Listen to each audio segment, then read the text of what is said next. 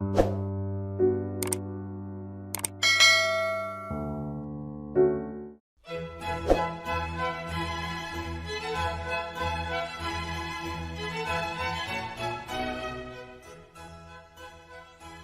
के भाग 1 और भाग 2 से हम ये जान चुके हैं कि मनहारी और गुलाब के बीच क्या रिश्ता था, कैसे गुलाब मनहारी को धीरे धीरे राजनीति में लेकर आया, कैसे मनहारी ने पूरे क्षेत्र में अपनी पैठ बनाई, धीरे धीरे किस तरह से मनहारी के काम की बदौलत पहली बार गुलाब ने नगर निगम का चुनाव 2003 में जीता। हम ये भी जान चुके हैं कि 2008 में गुलाब क्षेत्र के विधायक के चुनाव को लड़ा और हार गया, लेकिन मनहारी निगम के टिकट पर लड़ी और निगम का चुनाव जीतकर निगम पार्षद बन गई। हमने ये भी फैसला किया था कि हम अब कहानी को सीधा 2013 में ले जाएंगे और जैसा फिल्मों में होता है वैसे फ्लैशबैक में 13 से उसको 2003 तक लेकर आएंगे।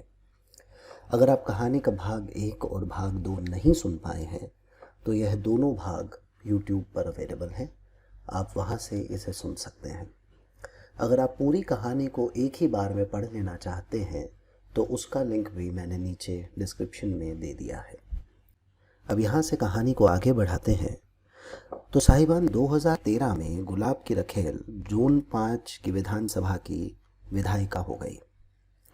लेकिन किस्सा शुरू होता है मुश्किल से साल 1.5 साल पहले।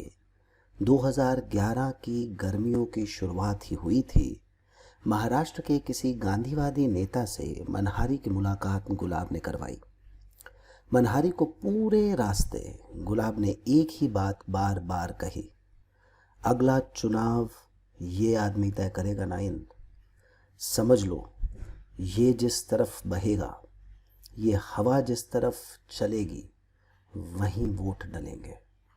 साल भर में चुनाव है नाइन, अपनी सीट तो आरक्षित सीट होने ही वाली है। टिकट पार्टी से तुमको मैं दिलवाऊंगा, खूब काम करो नाइन। मनहारी को गुलाब समझ आते थे, वो समझ गई। अप्रैल 2011 में मनहारी ने निगम की सीट से इस्तीफा दे दिया और अन्ना के मंच के नीचे जो दरियां बिछी थी वहां रोज अपने साथियों के साथ बैठने लगे। मई 2011 में बाबा रामदेव रामलीला मैदान आए तो मनहारी ने उनके योग शिविर के लिए मंगोलपुरी में 12 बसें भरकर भेजी। बाबा योग योग कहते रहे, लेकिन सरकार कोई बच्चों की गुड़िया तो है नहीं कि गच्चा खा जाती। सरकार ने जिस रात बाबा रामदेव को घाघरा चोली पहनकर भागने पर मजबूर किया, उस रात रामलीला मैदान में मनहारी के टोले के 500 आदमी थे। भगदड़ में मनहारी ने भी पुलिस से 2-4 लठ खाए थे। कहते हैं बाबा जब पुलिस से बचकर स्टेज से कूदे तो मनहारी ही स्टेज के नीचे उन्हें कैच करने के लिए खड़ी थी। अब बातें हैं, बातों का क्या है, मैं इस बात पर खुद भी विश्वास नहीं करता। पर जिस मनहारी की बात हम कर रहे हैं वो गुलाब की जोरू, और गुलाब की जोरू से गुलाबी बाई, और गुलाबी बाई से गुलाब की रखेल तक का सफ़र तय कर आई थी। जैसे ही अगले दिन रामदेव ने कहा कि अक्टूबर में वो दूसरे चरण का आंदोलन करेंगे और 1 लाख किलोमीटर की पद यात्रा करेंगे, मनहारी ने बन बना लिया कि वो रामदेव के साथ साथ चलेगी। अक्टूबर से पहले अगस्त आ गया और अन्ना रामदेव से पहले आकर दिल्ली में बैठ गए। 15 अगस्त को किसी ने प्रधानमंत्री का भाषण तक नहीं सुना, क्योंकि 16 अगस्त को अन्ना अनशन पर बैठने वाले थे। 16 को अन्ना बैठे अनशन पर और गुलाब ने शहीद गुलजार वाटिका में मनहारी से धीरे से कहा, 21 को रामलीला मैदान चलना है नाइन, 20,000 आदमियों का जुगाड़ कर लो। यकीन मानो ये कर लिया तो पोबारा, टिकट भी पक्की और जीत भी। 21 को कहते हैं रामलीला मैदान में 1 लाख लोग जुटे थे। मनहारी ने भी 20,000 लोगों को जुटाया था और पहली बार मनहारी को नीचे दरियों से उठाकर मंच तक लेकर गए आंदोलन वाले खुद। गुलाब के मोबाइल पर फ़ोन कर मनहारी ने कहा था, साहिब अब आगे क्या हुक्म है, कुछ नहीं नाइन, बस मंच पर बैठी रहो। हम नहीं आएंगे, हम यहाँ से लगे हैं टिकट के लिए, तुम वहाँ बैठी रहना। अच्छा सुनो, उपवास रख लोगी? क्या साहेब, रोज़े रखते हैं हम हर साल। अच्छा अभी भी? अब कहाँ रही तुम मुसलमानी बीवी। एक काम करो, 2 दिन का उपवास रख लो। मनहारी 21 से 28 अगस्त तक वहीं रामलीला में ही बैठी रही। घर पर वैसे भी क्या काम था। 24 और 26 को उपवास में शामिल भी हुई। 24 के दिन अन्ना के लोग मिलने गए थे प्रधानमंत्री से। मंच पर उपवास पर बैठने वालों की कमी थी। मनहारी ने अपना नाम आगे करते हुए धीरे से कहा था, अब भाई लोग जा रहे हैं तो बहन लोग उपवास कर सकती हैं। और इसके बाद से मनहारी का नाम हो गया बहन मनहारी। खैर, हमको जाना था पीछे और हम जाने लगे आगे। 2013 में मनहारी विधानसभा जीती और इस काम का सफ़र 2011 से शुरू हुआ। ये अब हमने ऊपर आपको बता दिया है। ये कहने की भी अब ज़रूरत नहीं कि 2013 में वो नई पार्टी की टिकट से चुनाव लड़ी। अनशन से लेकर लोगों को जुटाने का पारितोषिक उसको मिला, ये भी मोटा मोटा अब आप समझ ही चुके होंगे। और यकीनन आप लोग ये भी समझ गए होंगे कि गुलाब ने पार्टी नहीं बदली, वो पीछे ही रहा। अब वो पीछे क्यों रहा, ये किस्सा बाद में विस्तार से। ऐसा उसने क्यों किया, उसको क्या फ़ायदा हुआ, बाद में बात करेंगे। अभी चलते हैं 2010 में। मनहारी 2008 में दूसरी बार निगम पार्षद का चुनाव जीतकर आई थी। मंगोलपुरी के पीछे एक इलाका था बवाना, और वहाँ बन रहा था 2008 से राजीव गांधी राष्ट्रमंडल खेल स्टेडियम। इस स्टेडियम में कॉमनवेल्थ खेलों में कुश्ती, बॉक्सिंग, वेट लिफ्टिंग और तीरंदाजी के इवेंट को होस्ट करना था। मनहारी ने गुलाब के लिए खूब पैसा बनाया इस स्टेडियम के निर्माण कार्य में। और इसी समय यानी 2008 में गुलाब ने धीरे से नाइन को एक बार कहा, नाइन, 2010 में दिल्ली में नाना करते भी करीबन 3 लाख अंग्रेज आएंगे, गोरे, बहुत सारे देशों से। तुम लगी हो ईंट पत्थर में पैसा ढूंढने, और पैसा है जिंदा जिस्म में। नाइन को यह समझने में देर नहीं लगी।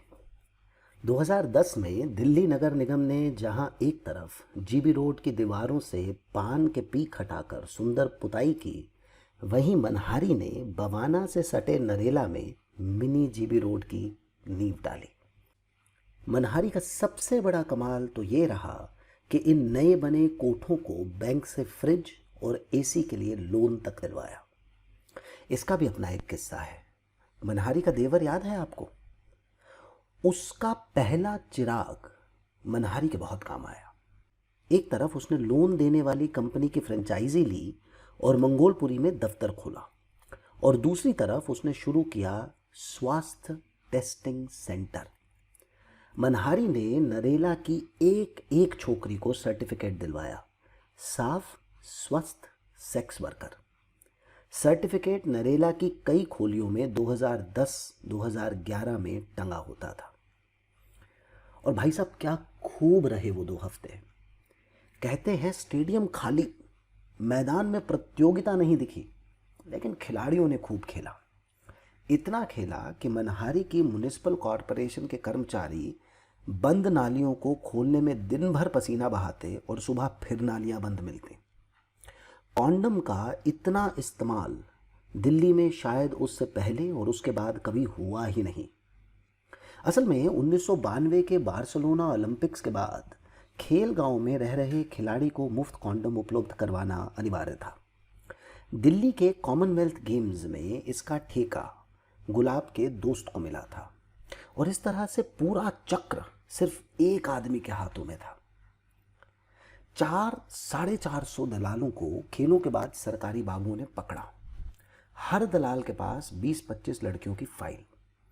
जब सरकारी बाबू मनहारी के देवर के सपूत के पास पहुंचे तो मनहारी ने धीरे से बाबू से कहा था, हमने कुछ गलत नहीं किया है बाबू, आप भी कुछ गलत नहीं होने देंगे, इसका भरोसा है। इतना सुनते ही सरकारी बाबू ने धीरे से कहा, आप जोरावर सिंह से ज़रूर मिल लीजिएगा। हमारा जोर कितना चलेगा वो आप पर ही है पार्षद जी। पूछताछ के बाद हर अखबार में खबरें छपी और कुछ अखबारों ने तो स्ट्रिंग ऑपरेशन तक किए। 2010-2011 का साल वैसे भी कई स्टिंग ऑपरेशनों का साल था। कहते हैं स्टिंग की पूरी फंडिंग जोरावर सिंह ने की थी। स्टिंग की खबर चलने से बिल्कुल पहले जोरावर सिंह ने मनहारी को बुलवाया और कहा, क्या कहते हो नाइन, अब हम क्या करें? किसी को पता मत लगने दें, बस इतना भर कर दें। हमारी गलती नहीं है साहिब, मनहारी ने धीरे से कहा। उसको पता था कि अगर उसने चूं चाह की तो बात सीधा गुलाब को घेरेगी। मनहारी किसी सावित्री से कम नहीं थी। आदमी पर विपदा आए और वो साइड हो जाए, ये उसके संस्कार नहीं थे। अच्छा, और हम क्यों ना पता लगने दें? इतना पैसा खर्चा हमने किस बात के लिए? तुम भोली बहुत बनते हो नायन, जोरावर सिंह ने कहा। फिर आप ही कहें साहिब, क्या किया जाए? पैसे का क्या है साहिब, आपके पास पड़ा रहे या मेरे पास, मैं जानती हूँ पैसे की चिंता नहीं है आपको। आपसे ही सीखे हैं साहिब, जो लिख दें तो इंतज़ाम कर देंगे हम। मनहारी को पता था कि पैसे का खेल तो नहीं है ये। और टिकट का क्या करें? जोरावर सिंह ने कहा। हम नहीं लेंगे मालिक, अगली बार खुद ही पीछे हो जाएंगे। आप टिकट लीजिए, आप जीतें। और वो गुलाब? जोरावर सिंह ने पूछा। अब उनकी हम कैसे कहें साहेब, दो शेर आपस में निपट लें। हम सियारों की क्या बिसात है साहेब। मनहारी ने एक एक कदम भरना ही ठीक समझा। तो भैया सौदा पट गया। जोरावर सिंह को उसकी मेहनत का पैसा भी मिला और मुनाफा भी। दोनों, गुलाब और मनहारी, दोनों ने चुपचाप अगले चुनाव का टिकट लेने से मना कर दिया। याद रहे ये साल है 2010 का, चुनाव आने थे 2013 में।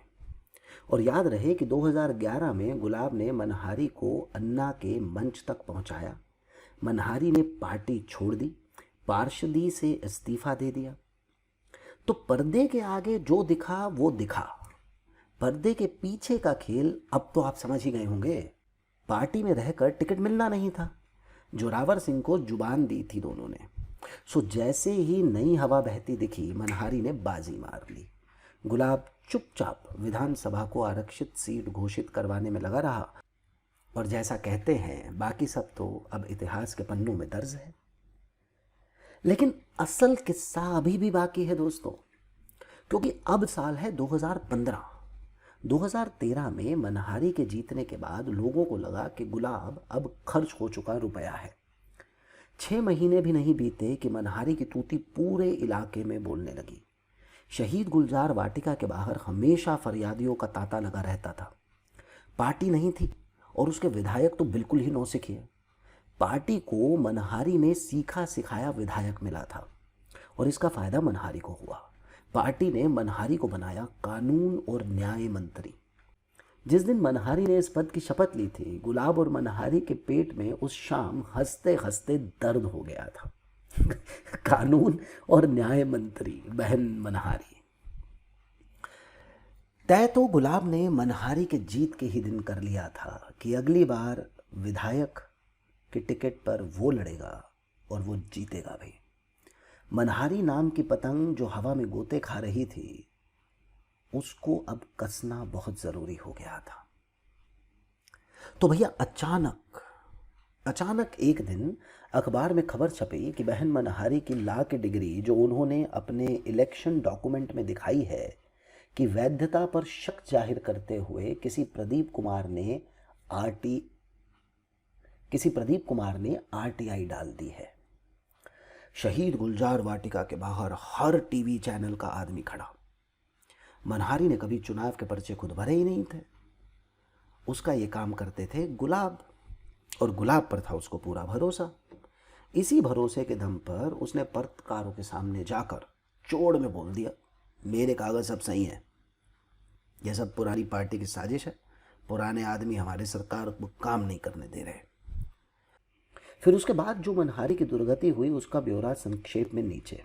लेकिन उससे भी पहले ये बात बता देना बहुत ज़रूरी है कि मनहारी का दिल उसी क्षण टूट गया जब गुलाब ने फ़ोन पर उससे कहा, बिना पूछे अखबार वालों से बात क्यों की तूने बहन मनहारी? बहन मनहारी को पुलिस वाले उत्तर प्रदेश के फैज़ाबाद ले गए। रास्ते में पूछा, कहाँ है तुम्हारी यूनिवर्सिटी? मनहारी सन्न। टीवी वालों ने उसका वो चेहरा खूब चलाया। फिर पुलिस वालों ने अवध यूनिवर्सिटी के ऑफिस में बिठाकर पूछा, कभी आई भी थी यहाँ पर हैं? मनहारी फिर चुप, और इस बार तो शर्म से गर्दन भी झुका ली। टीवी वालों ने उसका ये चेहरा भी बहुत चलाया। अंततः मनहारी को 4 दिन की पुलिस कस्टडी में भेज दिया गया। अखबारों में और टीवी पर यह सच्चाई दिखाई गई कि मनहारी की सभी डिग्रियां जाली थीं। नई पार्टी ने मनहारी को अपनी पार्टी से निकाल दिया। कानून और न्याय मंत्री का पद भी वापस ले लिया। मनहारी को यही मलाल रहा कि किसी ने ये कहा ही नहीं कि वो तो बिल्कुल सच्ची थी, कि उसने कब कहा था गुलाब को जाली डिग्री दाखिल करने के लिए। उसका ये मलाल कि गुलाब ने उसको अपने से दूर कर दिया बहुत दिन रहा। फिर 2015 की जनवरी में गुलाब मनहारी से मिलने आया और धीरे से बोला, नाइन, तुम्हारा चुनाव लड़ना बेकार है। एक काम करो, इस बार हमारी जोरू को टिकट मिलेगा, महिलाओं के लिए आरक्षित सीट है ना, तुम उसको समर्थन कर दो। साहिब, उस दिन जब बहन मनहारी कहकर बोले थे ना हमें, हम तभी जान गए थे आपने पराया कर दिया। अब आज फिर से नाइन बोलकर बुलाए हैं, अपना बना रहे हैं। जो कहेंगे करेंगे साहिब, जो कहेंगे करेंगे। तो भैया यहाँ हुआ किस्सा खत्म। इसको कहते हैं प्यार। बिल्कुल शीरी फरहाद और हीर रांझा के जैसा खालिस प्यार। बस इतना फर्क कि हमारी मनहारी को कभी खालिस फरहाद मिला ही नहीं। समाप्त।